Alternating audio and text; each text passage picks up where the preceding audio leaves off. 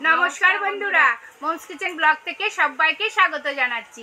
বন্ধুরা, আজ তো একটা দারুণ রেসিপি উপহার দেব, মানে বড় বড় গাছমাঠার মানে রেসিপি। কিন্তু কিভাবে কি বানাবো, ইঁচড়ের তরকারি না, ইঁচড়ের দারুণ একটা রেসিপি উপহার দেব। কোনোদিন এরকম খাননি বন্ধুরা, আপনাদের সাথে শেয়ার করব। স্টেপ বাই স্টেপ দেখতে থাকবেন, কিভাবে বানাবো আমার সাথেই থাকবেন। ভিডিওটি স্কিপ না করেন পুরোটাই দেখতে থাকবেন, আশা করি খুবই ভালো লাগবে। আসুন বন্ধুরা, কাটা তো আপনাদের সাথে শেয়ার করেছি, তাও কাটা আপনাদের সাথে দেখাবো, কাটবো, তারপরে কি বানাবো আপনাদের সাথে শেয়ার করব। আমার সাথে থাকুন, আসুন, চলে আসুন।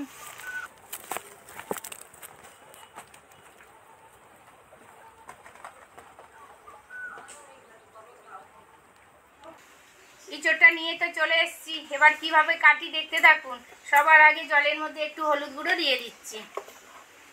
হলুদ গুঁড়ো দিলে এঁচড়ে তো প্রচুর আয়রন থাকে, সেই কালো এটা চলে যাবে, আঠাটাও চলে যাবে। তেল মাখবো, তেল মাখলে তবে আঠা যাবে।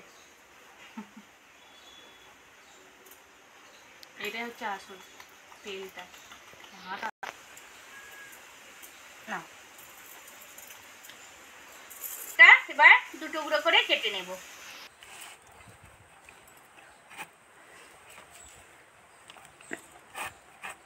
কাটা কাটা গাছ পাটা। এরে বাবা, বাবাকে ডাক, নিয়ে এসছে।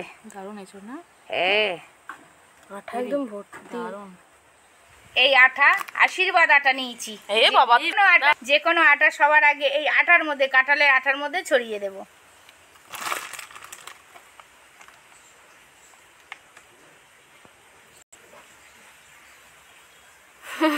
কেমন লাগছে? আটাটা কিরকম হয়ে গেছে। একটু হলুদ জলের মধ্যে দিয়ে দিচ্ছি।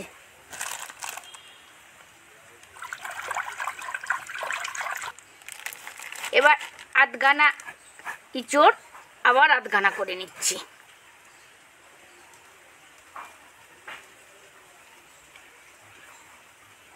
কত সুন্দর আঠাটা, একদম দেখুন ডালা ডালা হয়ে গেল।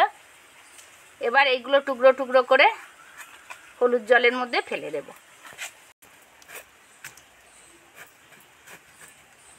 আটাটা দিতে কেমন ইজিভাবে, আটা দিতে গাছে কাঁঠালের আঠা কেমন হয়ে গেছে, ডেলা পাকিয়ে গেছে।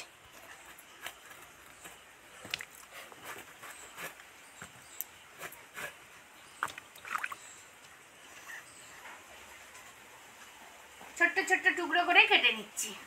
ইঁচড় কোনোদিন বড় বড় কাটতে নেই, তাহলে টেস্টফুল রেসিপি করা যায় না। ইঁচড় একটা ছোট্ট ছোট্ট কিমার সাইজ, মানে কিমার সাইজের ছোট্ট ছোট্ট কিমার মতো করব।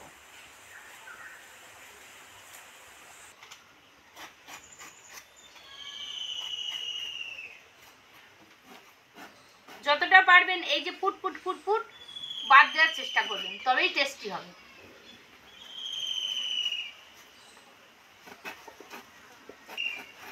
আপনাদের তো বলাই হয়নি, ইঁচড় তো কাটতেই থাকছি, কিন্তু কি বানাবো আপনাদের সাথে তো শেয়ার করিনি এখনো। বন্ধুরা, আজকের অনেক কিছু দিয়ে ইঁচড়ের কোপ্তা খেয়েছেন, বানিয়েছি, মানে দেখিয়েছি। ইঁচড়ের কালিয়া, লাল লাল কালিয়া করেছি, ইঁচড়ের তরকারি করেছি আলু দিয়ে, কিন্তু আজকের আমি ইঁচড় ভাপা বানাবো। বন্ধুরা, ইঁচড় ভাপা খেলে আর অন্য কিছু খেতে চাইবেন না। ইঁচড় ভাপা কিভাবে বানাবো আপনারা দেখতে থাকবেন, স্টেপ বাই স্টেপ দেখতে থাকবেন।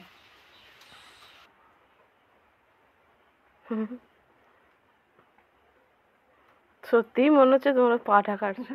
কি শক্ত পাটা, হলে কি সত্যি শক্ত পাটা। এমনি নাম দিয়েছি। একটা কিন্তু ভালো প্রসেস আপনাদের শিখিয়ে দিলাম বন্ধুরা। এই আঠা এর মধ্যে দিতে আঠাটা পুরো জড়িয়ে গেল, দেখুন হাতে আর লাগেনি। নাহলে এই ইঁচড়টা কাটতে আধা ঘন্টা হাতে আটা তুলতে লাগতো। কত সুন্দর আটার সাথে আটা জড়িয়ে গিয়ে একদম ফ্রেশ হয়ে গেল। একটা না, তোমরা দুজনে কি এঁচড় কাটার কম্পিটিশনে যাবে?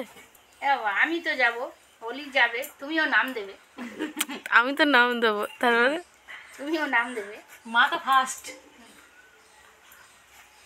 মা এখানে যাওয়া বেকার, মা পেঁয়াজ কাটায়, সব কিছু কাটা ফার্স্ট। আমরা শিখছি, অনেক দিনের কাটার অভ্যেস বন্ধুরা। ফার্স্টটা না হলেও সেকেন্ড হবো। সেকেন্ড হলে হবে না।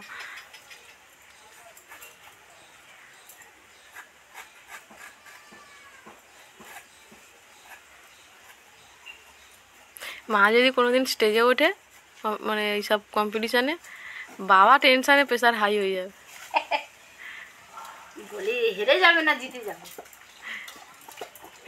কত সুন্দর ফ্রেশ ভাবে কেটে নিলাম, ছোট্ট ছোট্ট যেন পাঁঠার মাংস। এঁচোড়টা আজকে দাদা খুব মানে পছন্দসই নিয়ে এসছে।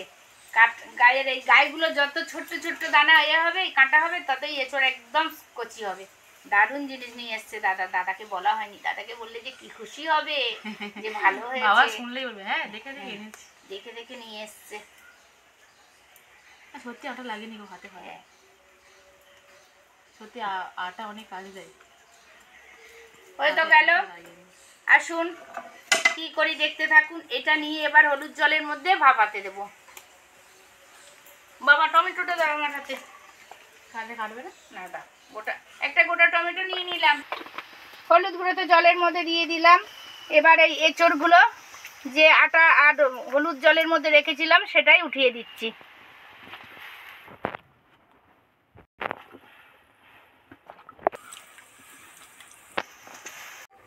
দেখি কেমন সিদ্ধ হলো, দেখে নি।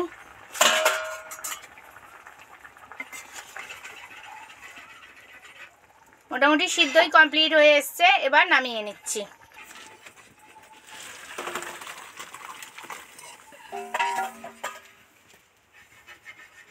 দারুণ কাঁঠাল বলবো, কাঁঠাল ঠিক নয় এঁচড়। এঁচড়টা আজকে দারুণ মানে পছন্দসই, একদম যেন একটা মাংস মাংস। ইঁচড় তো ভালো করে একদম সফট করে সিদ্ধ করে দিলাম। এবার এই সিদ্ধ করা ইঁচড় নিয়ে ভাপা বানাবো। আপনারা কিভাবে ভাপাটা বানাবো দেখতে থাকুন। তার জন্য ইঁচড় আর এই যে টমেটোটা সিদ্ধ করেছি একটা বাটির মধ্যে নিয়ে নেব।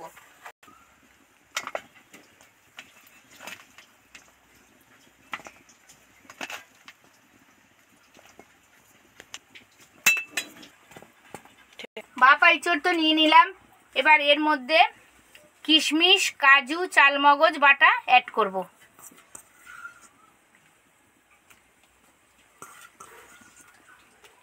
বাটিটা ধুয়ে একটুখানি জল অ্যাড করব।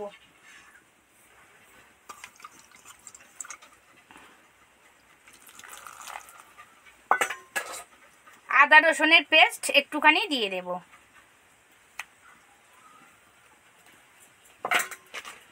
অল্প পরিমাণে কাশ্মীরি লঙ্কার গুঁড়ো,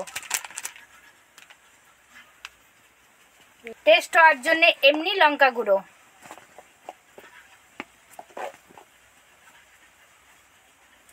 হলুদ গুঁড়ো, অল্প হলুদ গুঁড়ো দিলাম কারণ হলুদ জলে ভাপিয়েছিলাম।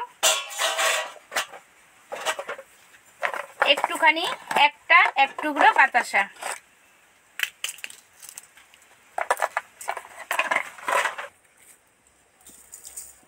শেষে লবণ দিলাম।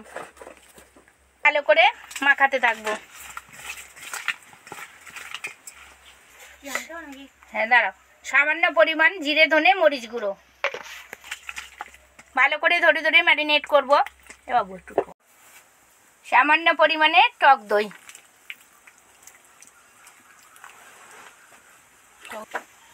দুটো কাঁচা লঙ্কা দুটো কিন্তু একদম চিড়ে দিলাম না, গোটা শুধু সেন্ট ও ফ্লেভার হওয়ার জন্য গোটা দিয়ে দিলাম।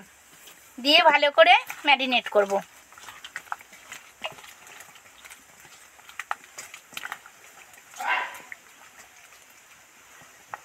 সব তো ম্যারিনেট করে রেখে দিলাম, 10 মিনিট হয়ে গেছে।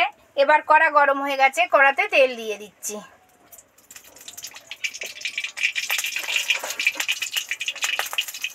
তেলের মধ্যে একটা শুকনো লঙ্কা, একটা তেজপাতা ফোড়ন দিলাম, আর এলাচ, গোটা এলাচ ফাটিয়ে নিয়েছি। এলাচ সবসময় ফাটিয়ে দেবেন, নালে চোখে মুখে ঠিকরে যাবে।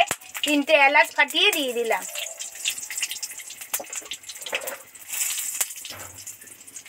কড়ার মধ্যে অল্প একটুখানি পেঁয়াজের টুকরো দিয়ে দিচ্ছি।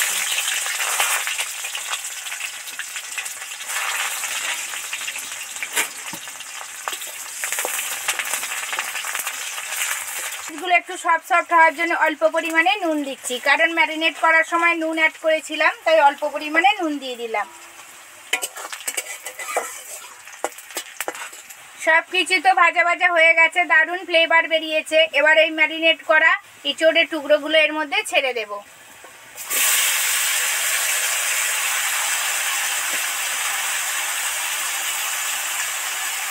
একটুখানি বাটিটা ধুয়ে ভালো করে জল অ্যাড করব।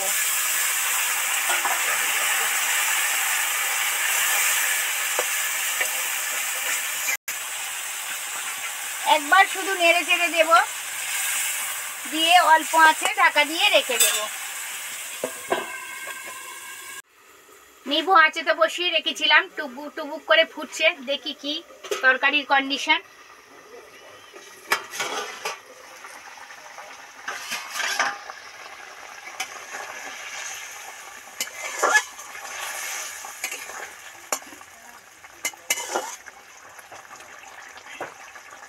এই ভাপ আর এই গ্রেভিটা যা টেস্টি হবে, এই দিয়েই ভাত খাওয়া হয়ে যাবে।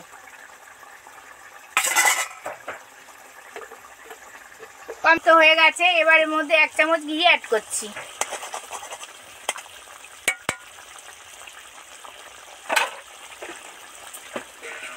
সামান্য একটুখানি কিচেন কিং গরম মশলা দিয়ে দিচ্ছি। কমপ্লিট বন্ধুরা, এবার ঢাকা দিয়ে রেখে দেব।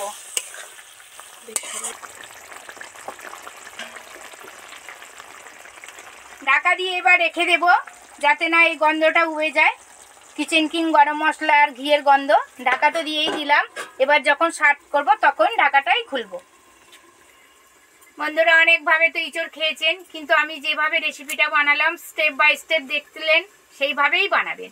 বন্ধুরা প্লিজ এইভাবে বানিয়ে খাবেন, দেখবেন গরম ভাতের সাথে একদম জমে যাবে। এতক্ষণ আমার সাথে থাকার জন্য অসংখ্য অসংখ্য ধন্যবাদ। দেখা হচ্ছে পরের ভিডিও নিয়ে। আমার ভিডিও, আমার রেসিপি যদি ভালো লেগে থাকে তাহলে লাইক কমেন্ট সাবস্ক্রাইব করতে ভুলবেন না। প্লিজ প্লিজ বন্ধুরা সাবস্ক্রাইব করে এইভাবে আমার পাশে সারা জীবন থাকবেন। নমস্কার, ধন্যবাদ।